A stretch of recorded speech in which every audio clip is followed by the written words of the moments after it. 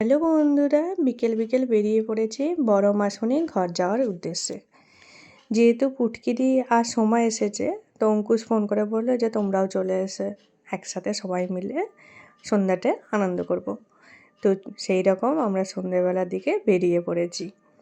বিকেলে যাওয়ার পর আমরা চলে গেছিলাম জগন্নাথ দেবের দর্শনে। এখানে একটা মন্দির আছে, ওখানে জগন্নাথ দেব আছে। রথযাত্রায় ওই জগন্নাথ দেবকে নিয়ে যাওয়া হয় মাসির বাড়ি। তো সেই জন্য আমরা একটু দেখতেও গেছিলাম।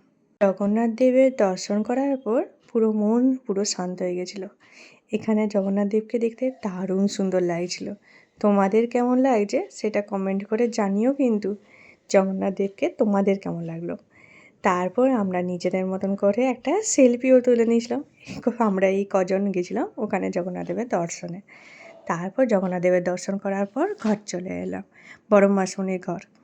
এসে রাতে খাওয়া দাওয়া করলাম, আর সঙ্গে অঙ্কুশের নাচ। অঙ্কুশ নতুন কতগুলো নাচ শিখেছে, দুটো নাচ।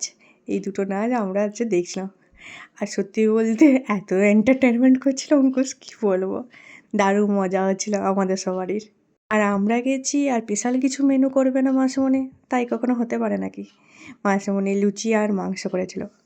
যেহেতু আমরা এই লুচি আর মাংস খেতে একটু বেশিই পছন্দ করি, তাই লুচি আর মাংস খেয়ে অঙ্কুশের খুব সুন্দর সুন্দর দুটো নাচ দেখলাম আর প্রচুর মজা করেছি। আর তারপর নিজেদের মতন করে গল্পও করেছিলাম। এত সবাই ছিল, আর সময়ের সাথে আমার মনে হয় 6-7 বছর পর দেখা হলো। অনেক দিন পর দেখা হয়েছে। এমনিতেই হোয়াটসঅ্যাপ ফেসবুকে কথা হয়, কিন্তু এই সামনাসামনি কথাই আর হয়নি। তার জন্য ওর সাথেও বসে গল্প করছিলাম, আর সবাই মিলে এখানে খুব খুব মজা করছিলাম। এত ভালো লাগছিল। তারপর বাড়ি ফিরে আসার আগে একটা সেলফিও তুলে নিলাম, কারণ সেলফি ছাড়া চলবে না, এগুলোই তো থাকবে, তাই না বন্ধুরা। এবার বাড়ি ফেরা যাক, আর ভিডিওটা এখানেই শেষ করছি। ভিডিওটা দেখে তোমাদের যদি ভালো লাগে তাহলে লাইক শেয়ার কমেন্ট করো, আর প্রথমবার আমার চ্যানেলে আসলে সাবস্ক্রাইব করো। আর ভিডিওটা দেখে কোথায় তোমাদের সবথেকে বেশি ভালো লেগেছে সেটা কিন্তু জানাতে একদম ভুলো না বন্ধুরা। এরকমই ভিডিও দেখার জন্য প্লিজ সাবস্ক্রাইব করো। Thank you for watching guys, tata.